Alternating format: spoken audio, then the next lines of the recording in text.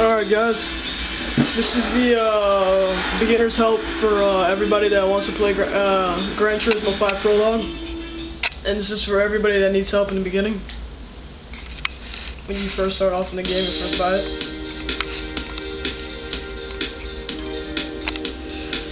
Alright, when you first start off, you have this thing called buy page. It's literally where whatever car it places you in some beautiful location and puts your car there and shows you what you gotta do. You have many things to choose from. When the first thing you do, you will not have garage. I mean, you will not have two-player battle arcade or like rankings or anything like that because you don't have a car yet. So the first thing you want to do is go to dealerships. And then you have all these different cars to choose from. I told you from the last video you can choose the Suzuki Cappuccino 95. There's a lot of more cars to choose from. The Alfa Romero is pretty good to do some of your races. This Alfa Romero right here, 147 Ti 06. It's pretty good. You only have 30. I think you only have 35,000 when you start off, so you can't get anything higher than that. Pretty much what you want to stick to is probably in Class C, which is your story mode. You pretty much want to stick to Mitsubishi, Nissan, Suzuki, maybe Ford, and you can do the an Alfa Romero. So once you've picked your car, I'll just use my R8. I'll just use my R8 as an example. Once you just pick your car, the first thing you probably want to do is go to events, or if you don't already know how to play, you might need to go to options and then go down and it shows you how to play. You can also, if you go to options, you go down here and then you go to change button assignments. You can change it to whatever you like. It doesn't really matter what you put, just play how you want to play.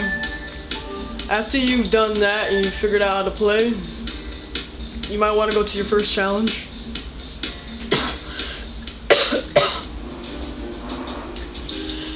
Alright, once you go to events, the first thing you're going to have to play is Class C, and then after you beat all of the races in Class C, you'll be able to move on to Class B and then on to Class A. If anybody wants Class S, you need to beat all Class A's. Now first, when you get to Class C, there's a lot of races to choose from. I think there are 10 races to choose from for Class C. When you choose your car, you just some races need different cars to play in, so you might want to check. See, if it is bright, then you could play it. If it is faded, then you cannot. See, in this one, once you press X, it shows you. It says permitted car type right here. It says permitted car type, and it shows you which cars you can use for the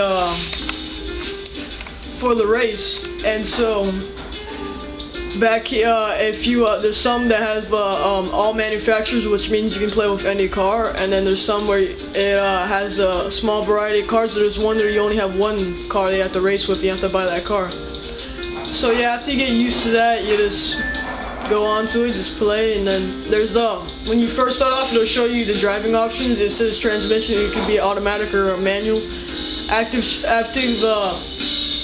driving, which automatically corrects steering when the car oversteers or anything like that. And then driving physics literally makes the driving more realistic. If you put standard, I would put standard when you first start off to get the feel of the game, and then once you progress through the game, you should pick professional.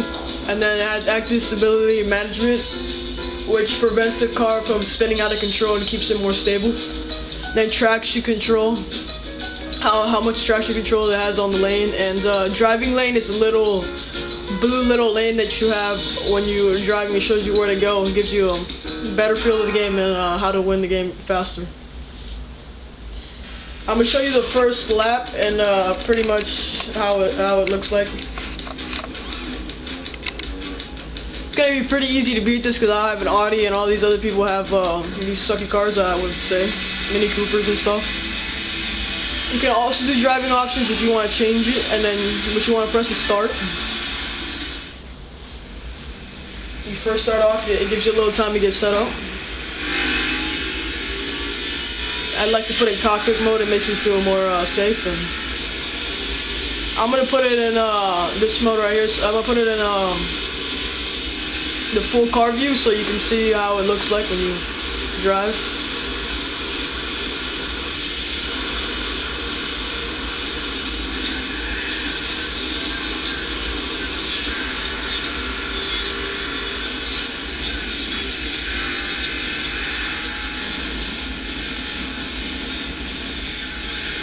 Not going too fast. I don't want to go too fast. I want to show you how the first lap looks like. Watch out on these turns right here. They're pretty tricky if you have that. See, this is a fast car, so it's probably going to be pretty easy. But when you have the slow car, watch out for these turns. Don't go too fast on them, and try to stay away from the grass because it will mess you up.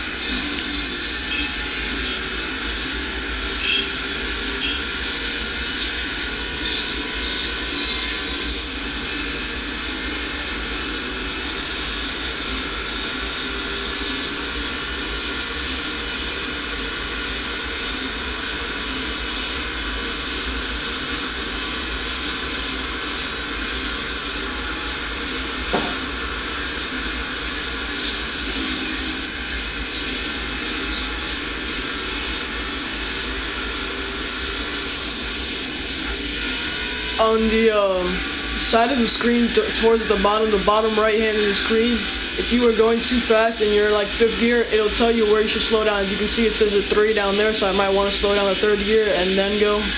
It tells you what gear you should slow down on one turn. So I'd say I flip it up to 4th gear right here, and it tells me it says in a red number form, it says 3, 4, whatever speed it wants you to go down to, and then you have to go down to. It also helps you a lot. It helps me a lot when I'm trying to take the turns that I have to see at what gear should I turn at. Yeah, and that helps too.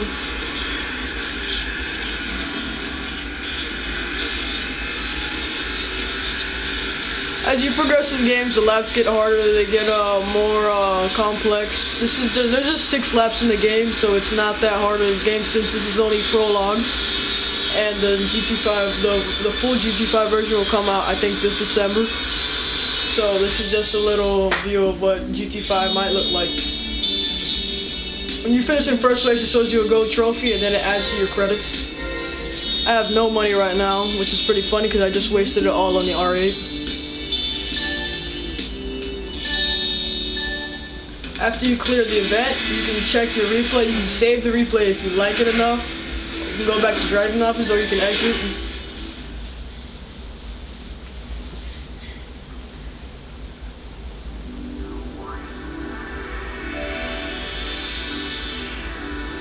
There is an autosave feature if you want it on or off. Every single time you beat a race, after you come back, it saves. If you do not want it, you don't need to. But if you do take the autosave on, the place to save is back here. It says save right there. And pretty much that's it. There's the manual right there. It's the second one to last, and that's pretty much it. And that's for the beginners. That's for the beginners help right there. If anybody needs help, just comment me, and I'll help you out. All right.